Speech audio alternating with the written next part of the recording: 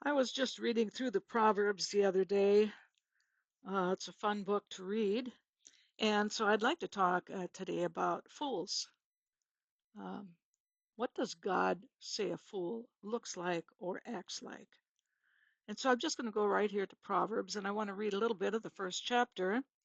It begins, the Proverbs of Solomon, the son of David, king of Israel, to know wisdom and instruction, to discern the sayings of understanding, to receive instruction in wise behavior, righteousness, justice, and integrity, to give prudence to the naive, to the youth knowledge and discretion.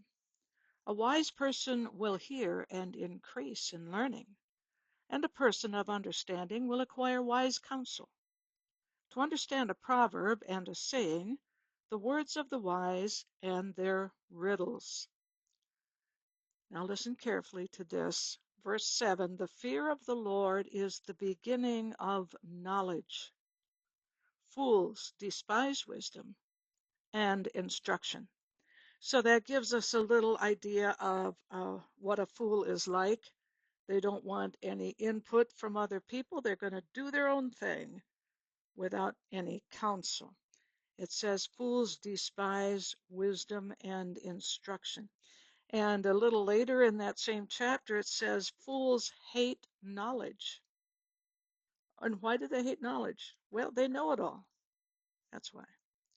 And then verse 32, it says, for the faithlessness of the naive will kill them, and the complacency of fools will destroy them. Complacency, carelessness, not taking care of things, not taking care of their own spiritual well-being, or probably taking care of their house, their property, their bills, that kind of thing.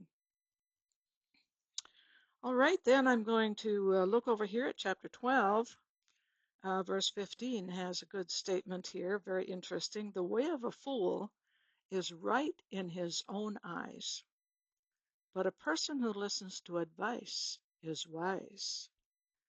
A fool's anger is known at once, but a prudent person conceals dishonor. And that's what you find throughout the Proverbs, that the fool is one who does not control his temper, quick-tempered. And and that's so. So if you and I see ourselves in this, then it's instruction for us. And if we're not a fool, we're going to take that instruction and say, oh, I better take care of that matter. Okay? Verse 18 of chapter 12, there is one who speaks rashly like the thrusts of a sword, but the tongue of the wise brings healing. A fool will just say all kinds of things without even thinking and hurting people like a sword does. And then chapter 13, verse 1 says, a wise son accepts his father's discipline, but a scoffer does not listen to rebuke. And so the son who listens to his dad and takes his advice is wise. All right, he's not a fool. Every prudent person acts with knowledge, but a fool displays foolishness. And sometimes people are just known as a fool. Now listen to this verse and let it sink in. But it is an abomination to fools to turn away from evil.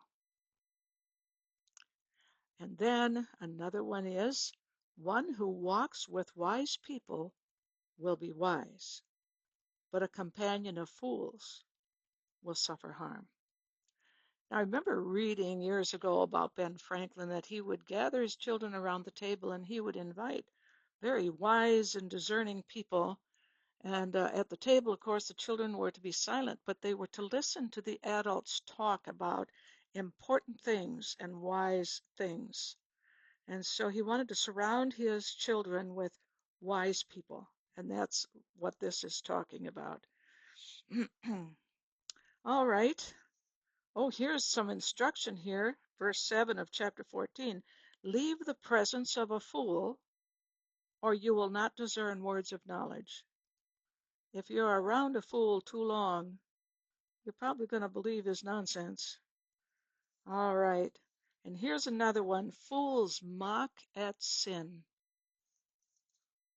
They just make light of it. Everything's okay. Everything is okay. A wise person is cautious and turns away from evil, but a fool is arrogant and careless. A quick-tempered person acts foolishly, and a person of evil devices is hated. All right. Then there's just a simple one here. I find it kind of humorous. The crown of the wise is their riches, but the foolishness of fools is simply foolishness. All right. Then another one about a fool rejects his father's discipline. So you're getting an idea what God considers foolish people? Okay. Oh, here's a good one. And this is something for us all to remember. Even a fool, when he keeps silent, is considered wise. When he closes his lips, he is considered prudent. So, if ever in doubt, keep your mouth shut, I guess is what we're learning from that. And 18 verse 7 says, a fool's mouth is his ruin.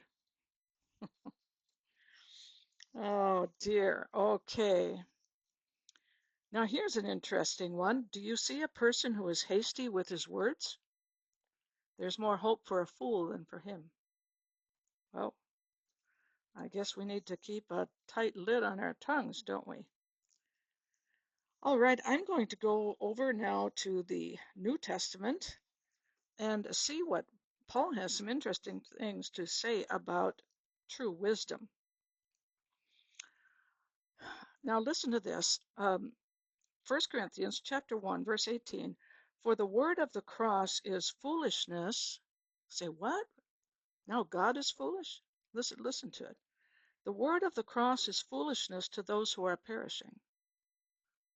But to us who are being saved, it is the power of God. For it is written, I will destroy the wisdom of the wise, and the understanding of those who have understanding I will confound. And then he says, where is the wise person? Where's the scribe? Where's the debater of this age? Has God not made foolish the wisdom of the world? For since in the wisdom of God, the world through its wisdom did not come to know God, the, the world's wisdom will not bring us to know God. God was pleased through the foolishness of the message preached to save those who believe. Okay? And then he says, the foolishness of God is wiser than mankind, and the weakness of God is stronger than mankind. Verse 27 of chapter 1, but God has chosen the foolish things of the world to shame the wise, and God has chosen the weak things of the world to shame the things which are strong. And the insignificant things of the world and the despised God has chosen, the things that are not, so that he may nullify the things that are. And then I'm going to close with this in the second chapter of 1 Corinthians, verse 4. And my message and my preaching were not in persuasive words of wisdom, but in demonstration of the Spirit and of power, so that your faith would not rest on the wisdom of mankind, but on the power of God. Yet we do speak wisdom among those who are mature, a wisdom, however, not of this age, nor of the rulers of this age who are passing away, but we speak God's wisdom in a mystery, the hidden wisdom which God predestined before the ages to our glory, the wisdom which none of the rulers of this age has understood, for if they had understood it, they would not have crucified the Lord of glory. But just as it is written, things which eye has not seen and ear has not heard, and which have not entered the human heart, all that God has prepared for those who love him. So let's be wise, and let's just trust in God and trust in his word and trust in Jesus Christ to shed his blood for us to give us what? Eternal life. And that is wisdom.